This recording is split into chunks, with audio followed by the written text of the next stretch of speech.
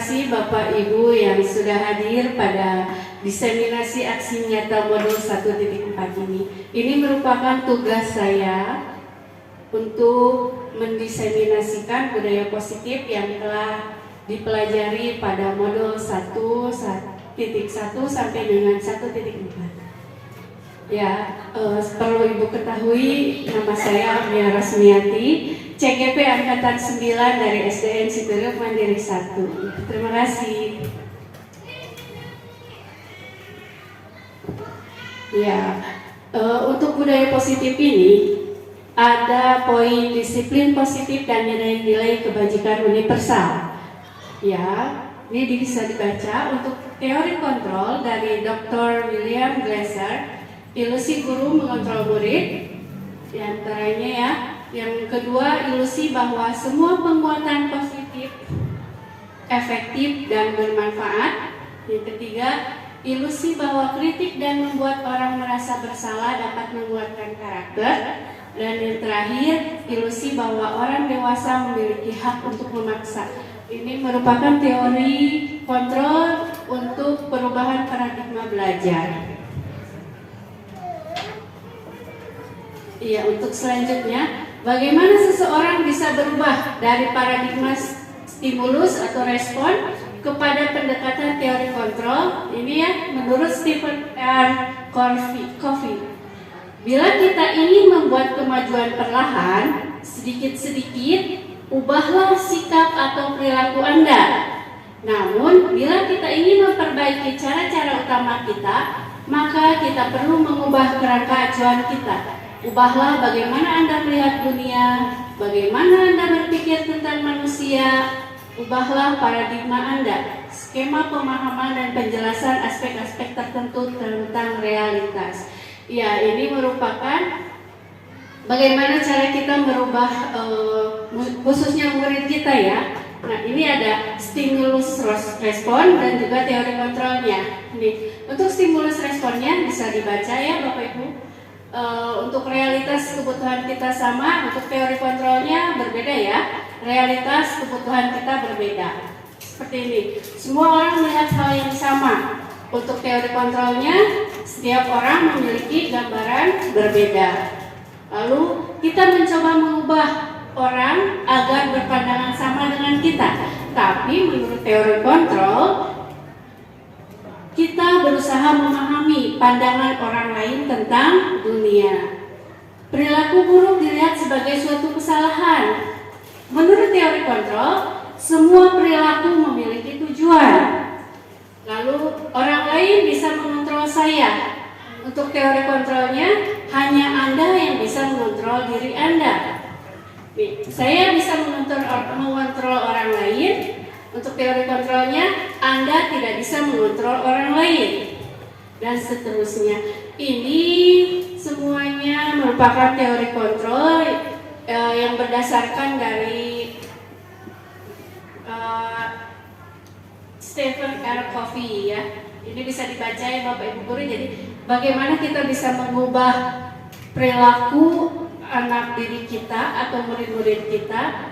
Ini ada semacam teorinya, bisa dipelajari ya. Untuk selanjutnya, nih. Nah, untuk selanjutnya, setelah tadi tentang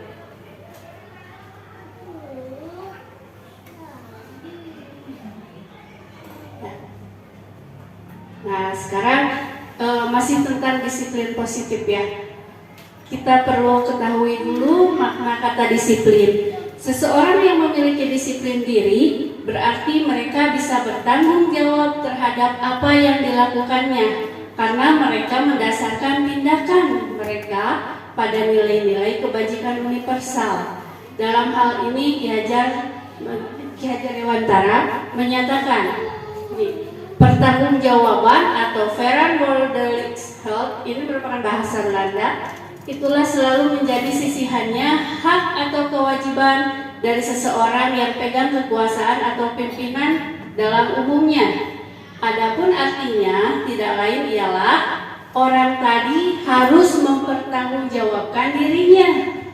serta tertibnya laku diri dari segala hak dan kewajibannya. Ini diambil dari buku Ki Hajar Dewantara tentang pemikiran konsepsi keteladanan sikap merdeka cetakan kelima tahun 2013 halaman 469. Untuk selanjutnya, makna nilai-nilai kebajikan. Nilai-nilai kebajikan perlu diketahui dulu merupakan sifat-sifat positif manusia yang merupakan tujuan mulia yang ingin dicapai setiap individu. Ya, seperti yang telah dikemukakan oleh Dr. William Glasser pada teori kontrol tahun 1918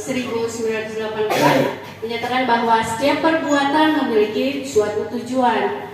Lain halnya dengan Diane Gossen tahun 1998 mengemukakan bahwa dengan mengaitkan nilai-nilai kebajikan yang diyakini seseorang, maka motivasi intrinsiknya akan terbangun sehingga menggerakkan motivasi dari dalam untuk dapat mencapai tujuan mulia yang diinginkan. Ya, Bapak Ibu guru, kita harus selalu membangun motivasi intrinsik murid-murid kita ya. Jadi dengan segala nanti ada hubungannya dengan penghargaan, hukuman ya, nanti akan saya bahas. Ya, untuk selanjutnya ada 3 motivasi perilaku manusia. Yang pertama, untuk menghindari ketidaknyamanan atau hukuman. Yang kedua, untuk mendapatkan imbalan atau penghargaan dari orang lain. Yang ketiga, untuk menjadi orang yang mereka inginkan dan menghargai diri sendiri dengan nilai-nilai yang mereka percaya. Ini merupakan 3 motivasi perilaku manusia ya. Ya, ada 3 ini ya. Untuk menghindari ketidaknyamanan, mereka berperilaku untuk menghindari ketidaknyamanan atau hukuman, mereka akan mematuhi aturan dan sebagainya ya. Jadi untuk menghindari ketidaknyamanan hukuman itu, atau mereka mengikuti peraturan itu untuk mendapatkan imbalan atau penghargaan ya dari orang lain. Mereka akan sangat senang jika mengikuti peraturan dan mendapatkan imbalan. Dan untuk yang ketiga ini untuk menjadi orang yang mereka inginkan. Jadi mereka melakukan itu ya karena mereka ingin, dan atas dasar itu penghargaan untuk diri sendiri. Ya, selanjutnya. Ya, ini ada pertanyaan reflektif. Bisa dibaca ya Bapak Ibu guru? Ya. Silahkan, saya beri 5 menit mungkin atau kurang. Bisa.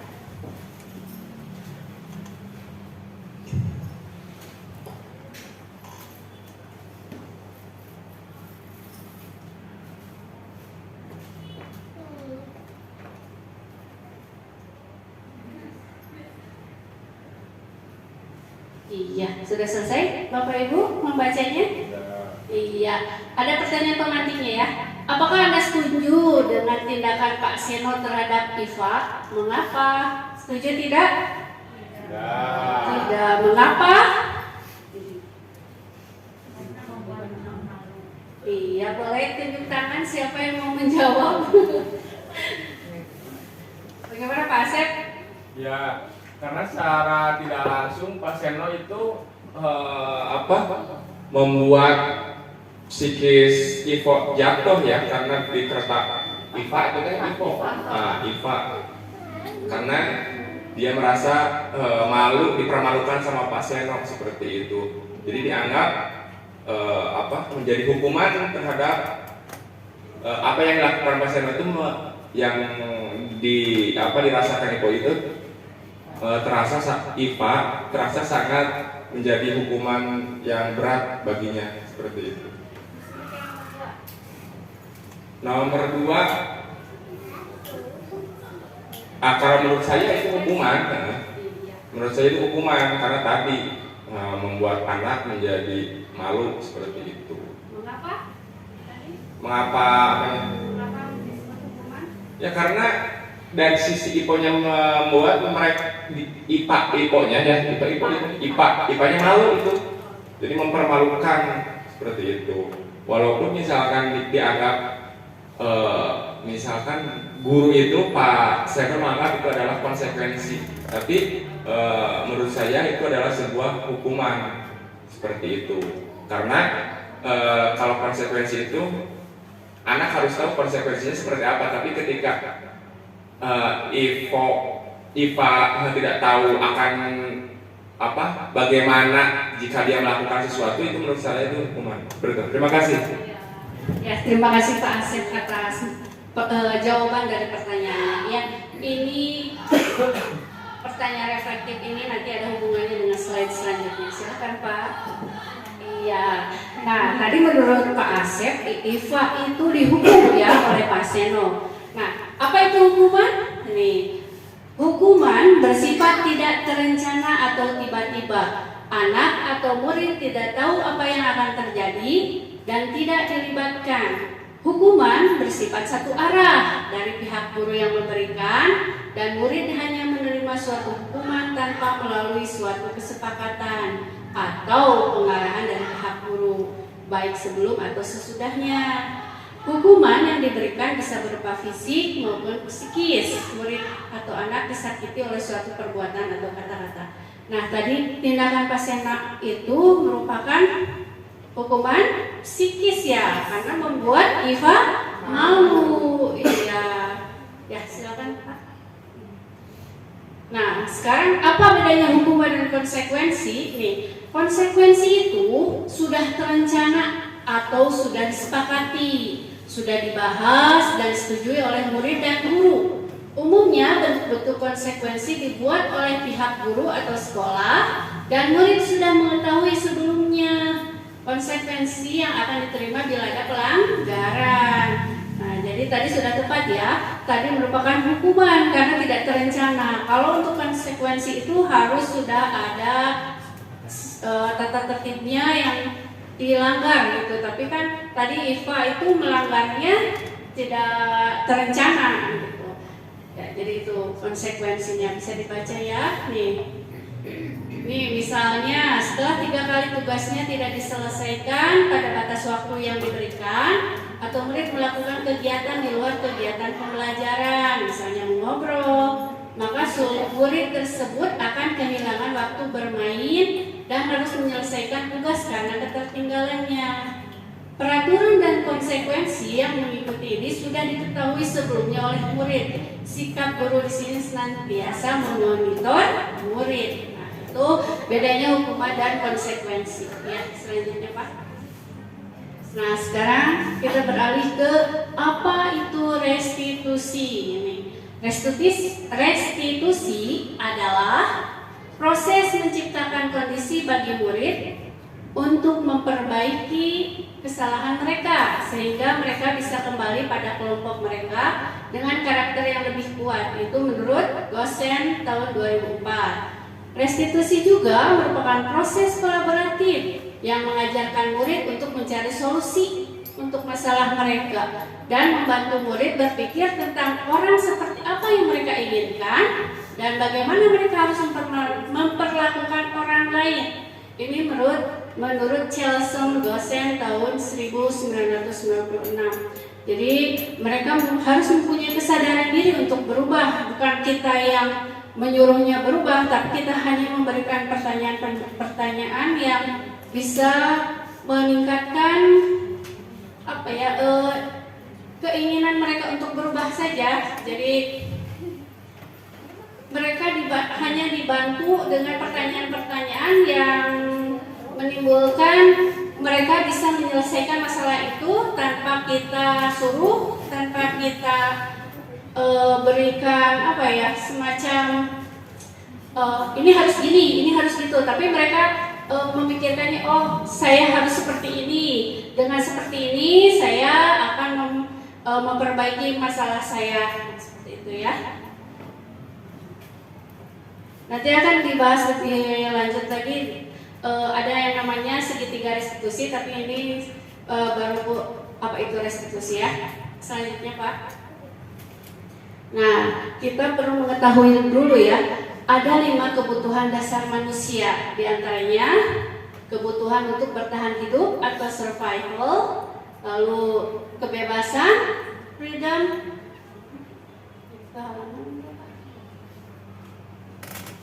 ada penguasaan atau power. Nih, ada kasih sayang dan rasa diterima, love and belonging, dan kesenangan, fun. Ini semuanya adalah kebutuhan dasar manusia. Setiap manusia pasti punya kebutuhan dasar ini dan mereka harus memilikinya, ya. Di antaranya nih, untuk bertahan hidup. Bagaimana cara kita bertahan hidup?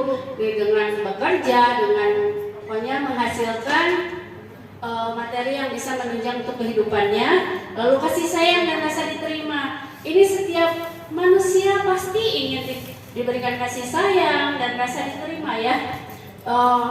Dan juga murid-murid kita juga pasti ini akan semua ini dibutuhkan oleh mereka, karena ini adalah 5 kebutuhan dasar manusia, ya, semuanya: kesenangan, penguasaan, dan kebebasan. Ini semuanya harus kita harus kita penuhi, ya. Sebagai guru kita harus memberikan ini kasih sayang dan rasa diterima. Jangan sampai ada anak yang berkebutuhan khusus kita cuekkan, atau ada anak yang ya bukan nakal, ya, tapi mungkin tidak sama dengan teman lainnya kita cuekkan. Jangan, beri mereka kasih sayang dan rasa diterima sehingga pelajaran pun akan mudah diterima oleh mereka. Ya, selanjutnya, Pak. Iya, untuk selanjutnya, ya, ada posisi kontrol restitusi. Ini ada sebagai penghukum, pembuat merasa bersalah, ada sebagai teman, pemantau, dan manajer. Coba Bapak Ibu guru sekarang posisinya di mana ini? Untuk posisi kontrol di sekolah, di kelas aja khususnya. Apakah masih sebagai penghukum? Ini untuk penghukum nih. Penghukum itu seperti nih, guru berbuat menghardik, menunjuk-nunjuk, menyakiti, menyindir. Nah, ini posisi guru sebagai penghukum, ya. Jadi pembuat orang merasa bersalah, terus berceramah, menunjukkan kekecewaan mendalam, ya, dan lain sebagainya. Tapi kalau posisi sebagai teman, ada yang membuatkan alasan-alasan untuk murid-muridnya. Terus lakukan untuk Bapak Ibu, ya sudah, nanti Bapak Ibu bantu bereskan. Nah, seperti itulah, itu kalimat-kalimat yang bisa diberikan. Untuk selanjutnya sebagai pemantau, kita hanya jadi pemantau di kegiatan pembelajaran kita, mengamati, menghitung, dan mengukur. Nih, seperti ini kalimat-kalimatnya. Apa peraturannya, apa konsekuensinya, sanksinya, apa yang telah kamu lakukan, apa yang terjadi sekarang. Nah, seperti itu. Ini sebagai guru, sebagai pemantau. Nah, untuk yang paling tinggi posisinya mungkin, ya, sebagai manajer. Kita harus berusaha untuk menjadi manajer di kelas itu. Nih, ada contoh-contohnya nih, ada kalimat-kalimat yang bisa diberikan. Apa yang kita yakini, apa kamu meyakini hal tersebut? Kalau kamu meyakininya, maukah kamu perbaikinya? Seperti itu. Nah, ini hasilnya itu selain tadi sebagai penghukum, ya, hasilnya itu nanti menghasilkan anak yang memberontak, ya, pendendam, menyalahkan orang lain. Ini hasilnya. Kalau untuk membuat orang merasa bersalah, hasilnya itu menyembunyikan, menyangkal, berbohong. Ini karena mereka sudah dicap karena anak itu bersalah. Kalau untuk anak yang selalu melakukan kesalahan, ya. Untuk yang selanjutnya sebagai teman itu nanti hasilnya jadi ketergantungan. Anak-anak yang di kelas kita akan ketergantungan kepada kita apa-apa. Ibu guru ini. Nah, seperti itu. Ini ketergantungan. Nah, untuk sebagai pemantau, hasilnya itu bisa menyesuaikan bila diawasi. Jadi kalau anak itu akan diam, menurut saat kita ada di kelas dan kita berikan perintah-perintah, ya, perintah seperti ayo kerjakan, mereka akan menurut. Pas kita keluar ruangan, kelas akan riuh lagi, lari-lari lagi seperti itu. Kalau kita berposisi sebagai pemantau. Tetapi jika kita sebagai manajer, hasilnya itu akan menguatkan watak atau karakternya. Karena kita berusaha untuk menggali apa potensi yang ada di mereka itu. Jadi mereka bisa menyelesaikan masalahnya sendiri. Seperti jika dia terlambat sekolah, kita tidak memarahinya, tapi kita bertanya apa yang melatar belakangi kamu terlambat, terus keyakinan kelas kita seperti apa, ditanya pertanyaan-pertanyaan itu. Jadi mereka akan menyelesaikan masalahnya dengan keyakinan diri mereka sendiri gitu, tanpa kita suruh jangan terlambat, tidak seperti itu ya. Jadi mereka akan menyadari kesalahannya dan memperbaiki masalahnya sendiri. Ya, selanjutnya Pak. Ayo, sekarang kita beranjak ke keyakinan kelas. Sekarang ada pertanyaan, mengapa keyakinan kelas? Mengapa tidak peraturan kelas saja? Coba, ada yang tahu apa bedanya keyakinan kelas dan peraturan kelas? Ya, Pak Asep lagi boleh. Keyakinan kelas itu menurut saya harus yakin aja, ya harus yakin. Kalau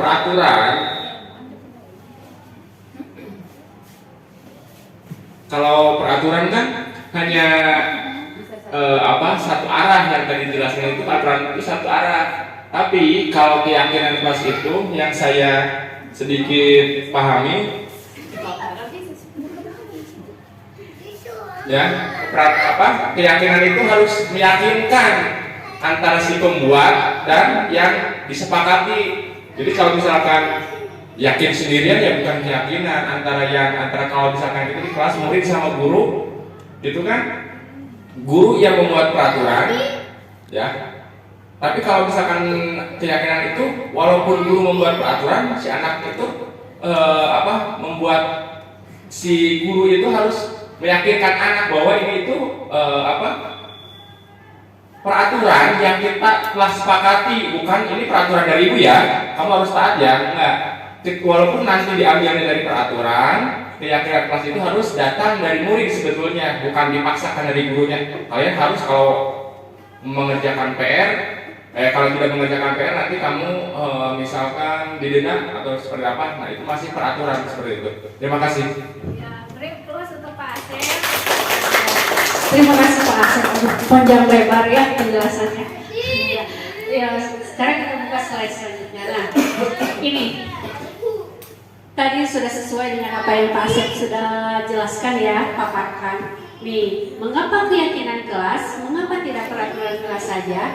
Nih, menekankan pada keyakinan seseorang akan lebih memotivasi seseorang dari dalam. Jadi ingin memunculkan motivasi intrinsik dalam diri murid itu ya. Jadi kenapa harus keyakinan kelas, tidak peraturan kelas ya? Tadi sudah sesuai ya dengan Pak Asep. Kalau keyakinan kelas berarti disepakati, murid yang menyepakatinya bersama-sama dengan gurunya. Kalau peraturan kelas itu hanya bersumber dari satu arah ya. Misalnya peraturan kelas tidak boleh memakai seragam pelangi, misalnya harus memakai seragam putih merah seperti itu. Nah itu merupakan peraturan. Nih, jadi bisa dibaca ya. Nih, seseorang akan lebih tergerak dan bersemangat untuk menjalankan keyakinannya daripada hanya sekedar mengikuti serangkaian peraturan tertulis tanpa makna. Murid-murid pun demikian. Mereka perlu mendengarkan dan memahami arti sesungguhnya tentang peraturan-peraturan yang diberikan. Apa nilai-nilai kebajikan di balik peraturan tersebut, apa tujuan utamanya, dan menjadi tidak tertarik atau takut sehingga hanya sekedar mengikuti serangkaian peraturan-peraturan yang mengatur mereka tanpa memahami tujuan mulianya. Nah, inilah mengapa harus ada keyakinan kelas. Di kelas Bapak dan Ibu sudah ada keyakinan kelasnya? Iya, ibu-ibu semuanya, ibu bapak semuanya sudah hebat-hebat ya. Saya yakin semuanya sudah memiliki keyakinan kelas masing-masing. Iya, selanjutnya Pak. Nah, ini yang sudah disepakati di kelas saya nih. Ini kata-katanya bersumbernya dari kata-kata anak-anak ya. Misalnya, tidak boleh bohong Bu.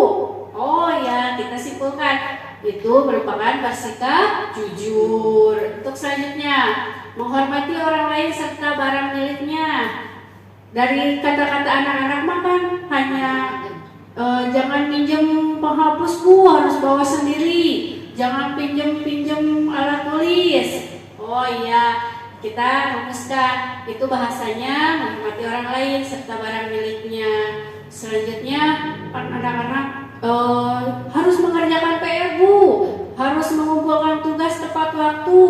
Nah, kita berkomitmen terhadap setiap tugas. Lalu ada lagi jangan nangis kalau belajarnya ketinggalan. Kan anak kelas 2 itu masih banyak ya yang masih lambat menulis, membaca. Nah, kita tekankan, oh ya udah, kita harus ceria dan senang dalam setiap pembelajaran gitu. Terus ada lagi anak-anak itu Bu suka membantu. Iya, kita rumuskan lagi, oh iya senantiasa membantu. Nah, inilah keyakinan kelas yang sudah disepakati di kelas saya. Mungkin Bapak Ibu juga sudah punya keyakinan kelas di kelasnya masing-masing. Mungkin ya bahasanya mungkin ya bisa kita ambil dari nilai-nilai kebajikan universal ataupun kalimat-kalimat yang tidak bersifat negatif seperti tidak boleh mencontek. Kita bisa menggunakan kalimat-kalimat positif yang bisa menimbulkan motivasi intrinsiknya. Ya, selanjutnya Pak. Ya, untuk selanjutnya dan paling terakhir, segitiga restitusi ya. Apa itu segitiga restitusi? Nih, sebenarnya kita selalu melakukannya di kelas tanpa tahu itu sebenarnya namanya segitiga restitusi. Sebelum mengenal teori ini, saya pun melakukannya di kelas. Nah, setelah tahu, oh yang seperti itu dinamakan segitiga restitusi. Jadi sekarang lebih terarah. Jadi segitiga restitusi itu suatu proses dialog yang dijalankan oleh guru atau orang tua agar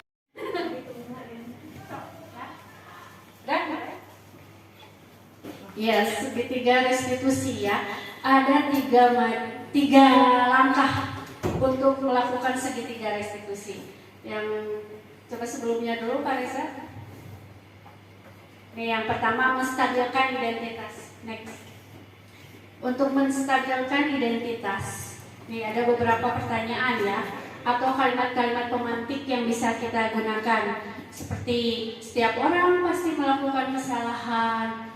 Terus kamu bukan satu-satunya yang pernah melakukan ini. Nah, ini kalimat-kalimat yang bisa menstabilkan identitasnya. Jadi tidak membuat mereka merasa bersalah atau merasa, aduh aku salah ya Bu, aduh Bu aku melanggar peraturan ya Bu, seperti itu tidak.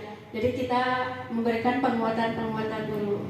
Untuk selanjutnya, validasi tindakan yang salah. Nah, kita harus tahu alasan dia berbuat salah seperti itu apa, menyalahi aturan itu apa. Kita bisa gunakan, kamu tentu punya alasan mengapa melakukan itu. Terus, adakah cara yang lebih efektif untuk mendapatkan apa yang kamu butuhkan? Ini harus sesuaikan dengan kasus yang dialami oleh murid kita ya. Jadi bagaimana kita memberikan pertanyaan tanpa menghakimi mereka, jadi mereka merasa nyaman, aman saat bercerita tentang kasus-kasus yang sedang dilakukan oleh mereka. Untuk selanjutnya, menanyakan keyakinan. Nah, kita harus mempertegas kembali keyakinan kelas kita itu apa dengan menanyakan keyakinan kelas yang telah kita sepakati itu apa. Jadi, dia akan menjawabnya. Ya, namanya anak-anak ya, pasti akan polos, ya Bu, keyakinan kelas kita seharusnya bla bla bla kayak gitu. Lalu kita harus membuat jadi kamu ingin menjadi orang yang seperti apa, kita tanyakan. Sebenarnya kan jika mereka membuat kesalahan itu kan bukan berdasar dari dirinya sendiri, bisa didasarkan oleh permasalahan dia di rumah bisa, atau kesalahan-kesalahan yang bisa diperbuatnya hanya untuk menarik perhatian juga bisa. Ya. Ini selanjutnya, ini ada beberapa kejadian-kejadian yang telah saya gunakan segitiga restitusi. Ini Adelia, yang selanjutnya Pak. Ini, nah dia pun langsung memberikan testimoni bagaimana dia akan berubah, bagaimana dia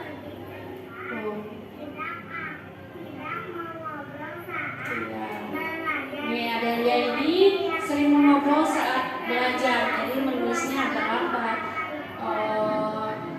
Dia pun tahu dia itu salah. Jadi setelah saya tanyakan menggunakan segitiga restitusi ini, dia menyadari kesalahannya dan berjanji katanya dia akan lebih cepat menulis, tidak akan mengobrol lagi seperti itu. Ya, selanjutnya kasus yang kedua yang saya buat segitiga restitusi itu untuk Arifin. Berbeda dengan Adelia yang lambat dalam menulis, Arifin ini tergolong anak yang cepat sekali menulisnya, menyelesaikan soal-soal atau menjawab pertanyaan yang saya berikan di lembar kerjanya. Jadi dia selalu membawa mainan, dan ya seperti halnya teman-temannya yang lain yang sudah selesai duluan, dia akan bermain di kelas, ya, seperti bermain kartu, bukan kartu ini ya, tapi kartu mainan itu yang ditumpuk-tumpuk terus dipakai digebrak-gebrak seperti itu. Nah, dia sendiri memahami dia salah dan itu melanggar dari keyakinan kelasnya. Lalu dia pun berjanji sendiri. Nah, ini testimoninya. Saya tidak akan membawa mainan lagi sesuai keyakinan akan belajar dengan giat dan tidak akan melanggar keyakinan. Wassalamualaikum warahmatullahi wabarakatuh. Iya, nah itu contoh-contoh dari kegiatan dari segitiga restitusi ini. Mungkin Bapak dan Ibu semua sudah melakukannya di kelasnya ya mungkin, tapi kan tidak tahu sebenarnya itu namanya apa. Nah, saya memberikan sedikit ilmu dalam CGP ini, yaitu ada namanya segitiga restitusi. Semoga Bapak Ibu bisa menjalankannya, bisa mengamalkan dari sedikit ilmu yang telah saya berikan ya. Mungkin sekian yang bisa saya sampaikan. Terima kasih atas perhatian dan kerjasamanya untuk Bapak dan Ibu guru semua. Salam guru penggerak, tergerak, bergerak, dan menggerakkan. Wassalamualaikum warahmatullahi wabarakatuh.